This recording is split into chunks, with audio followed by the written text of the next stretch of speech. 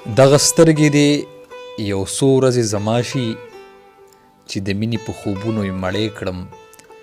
څوک چې ما او تا یو ځای لیدلی نه شي ورپسې به هغه ستا د خولې خیرې کړم. ډېر سلامونه، ډېر نیکې هیلې مې ومنئ. پروګرام د تالار او په تالار کې ستاسو ادبي ملګری رحمان نادان حاضر دی.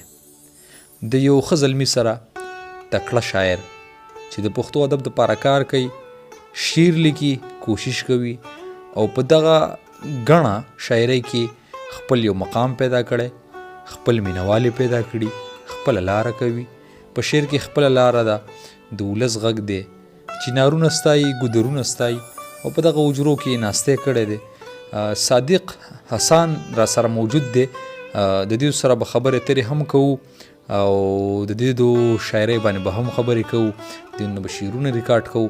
نو ستاسو ملتیا به غواړم، ستاسو ملګرتیا به غواړم. خو ټول نه مخکې صادق صاحب ته په خپله خپرونه تالار کې ستړي مشي او سلامونه وړاندې کوم. صادق صاحب تاسو ته ډېر سلامونه او ډېرې نیکې هیلې.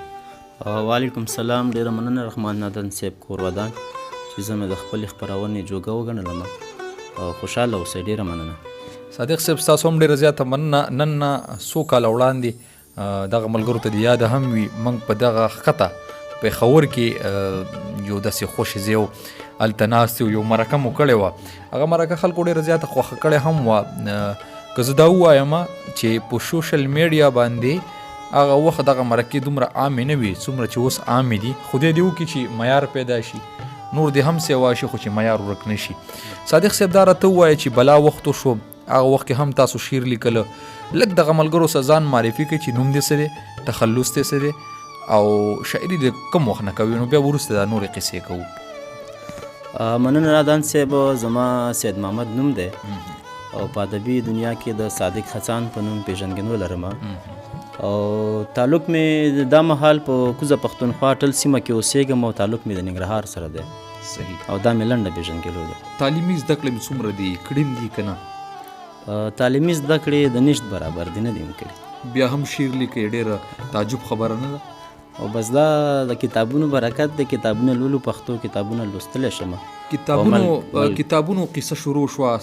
صادق صاحب ګورو وینو ډېر کتابونه چاپ کېږي، تاسو سره به هم ډېر زیات مواد دي. څومره مواد لرئ، په څه کې مو کار کړی دی او کتاب ته مو اراده شته؟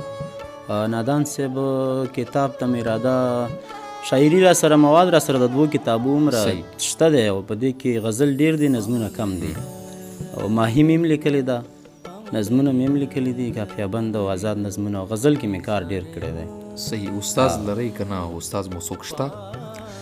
هر هغه څوک مې استاد دی چې چا نه ما 2-3 خبرې زده کړي دي، یا په شعر کې یا همداسې.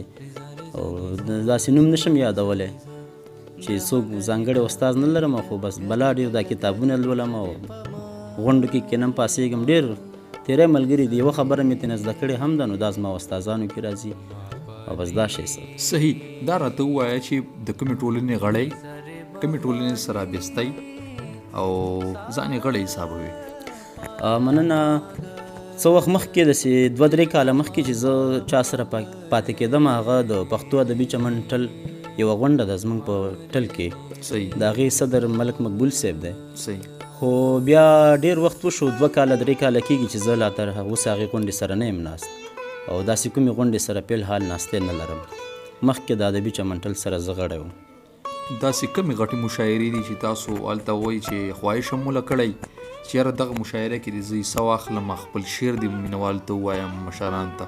ستاسو په ژوند کې داسې کومه یو مشاعره راغلې ده چې تاسو هلته په فخر سره او ډېر شوق هم کېده چې یاره دې ته حتما زه لاړ شم؟ داسې کوم مشاعرو ته تللی؟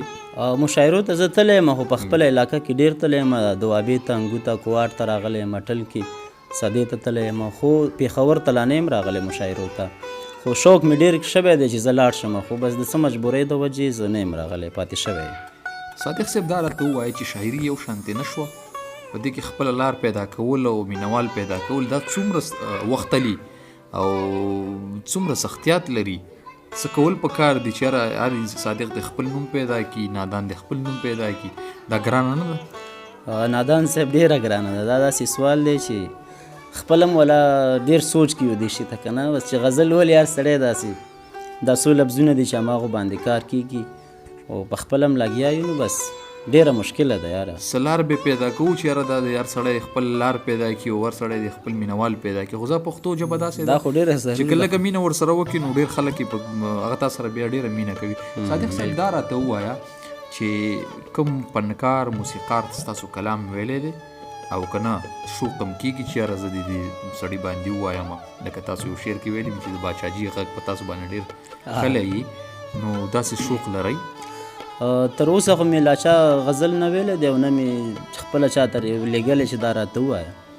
خو دا 2-3 سندرغاړي دي دا زما ډېر خوښ دي او دا باچاجي صاحب دی، هارون باچا او کرن خان دی، ظفر اقرار دی او دا د شریار شعور صاحب دی. بس دا څو زه اورم هم خپله ډېره خو دا مې ډېر خوښ دي. څونه وخت پس غزل لیکئ ورځ کې لیکئ؟ څونه ورځ پس را باندې غزل بند شوی دی چې شاعري دې بنده شوې ده، شعر درنه نه لیکل کېږي او داسې څه وجه ده چې تاسو هغې ته کښېنئ تاسو شعر ولیکئ؟ مننه نادان صاحب. دا خو ټیم اوس خو فی الحال خو 2-3 میاشتې کېږي چې بیخي مې غزل نه دی لیکلی او که کوم مې لیکلي دي هغه داسې د حافظې هغه دپاره مې لیکلي دي چې انسان رواني وشي. خو غزل که داسې ورځ راغلی چې ورځ کې مې 2-3 غزل هم لیکلی دی او داسې وخت راغلی چې په جمعه کې مې بیخي یو شعر هم نه دی لیکلی، میاشت کې مې غزل هم نه دی لیکلی. بس دا عجیبه غوندې کار دی، کله وارې نه 2-3 غزل هم لیکل کېږي. کور کې خلکو ته غزل وی چې ویلي کې یاره چې لکه چې ټول نه زیات نږدې ملګري چې کوم وي هغه کور کې کله خپل شعر د کور کې ویلی دی مور ته خور ته رور ته؟ او ډېرې وایم دا کور کې زه وایم ورونو ته. صحیح. او خو حجره کې یا څملو یا د څه وخت بس چې غزل لیکم نو اول کور کې وایم ورونو ته. دا درکوي که نه زما پرنګې تا ته وایي چې مړ دا دې څه وخت ضایع کړی. بس ځینې راته انداسې وایي ځینې راته ښه داد راکوي. شعرونه به اورو، شعرونه راته ووایه. دا میک بر د دلته دې کالر کې ولګوم او شعرونه راته ووایه. مننه.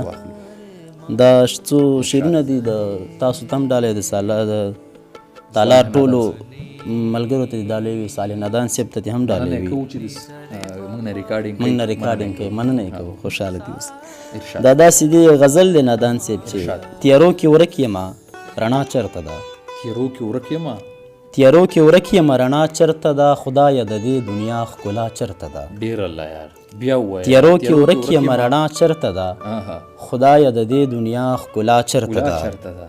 او ګرځم د ښار په منځني سړک او خلک پوښتمه چې صحرا چرته ده. ډېر الله یار ډېر.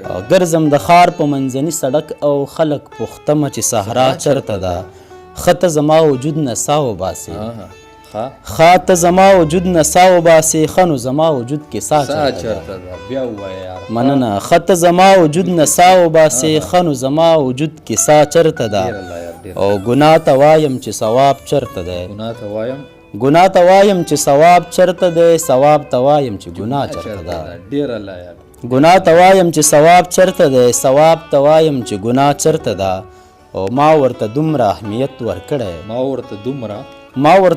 اهمیت ورکړی ګني په ښکلو کې وفا چرته ده.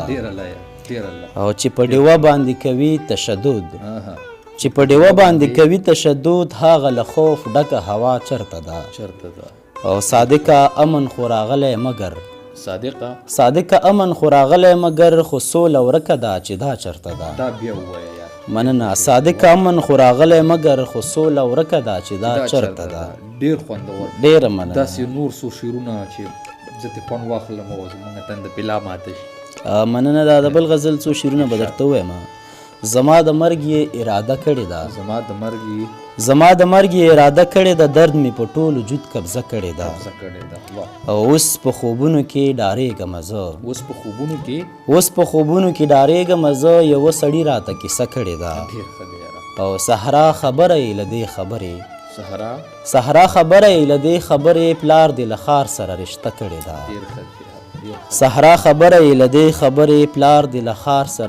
کړې ده. او زهر مې وخوړل او مړ نه شومه، ما په ځان داسې تجربه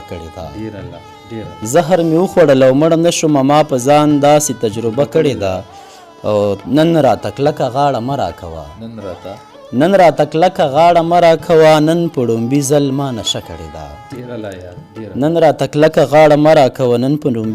نشه کړې ده. او زه دومره صبر چاته کله کوم زه دومره صبر چاته کله کوم تا ته مې ډېره حوصله کړې ده زه دومره صبر چاته کله کوم تا ته مې ډېره حوصله کړې ده. ډېره مننه صادق صاحب ستاسو د مینې او ستاسو د وخت راکولو. قربان خوشحاله اوسه. ډېره مننه. جی قدرمندو صادق صاحب مو واورېدو په دغه هیله چې شعرونه تاسو خوښ کړي وي. موږ به هڅې کوو زموږ هڅې ستاسو تر وړاندې دي. موږ سره داسې پاتې کیږئ او زموږ چینل هم خوښوئ. ستاسو د ټولو ډېره زیاته مننه. خپل ادبي ملګري رحمان نادان ته اجازت ورکړئ. دل الله په امان.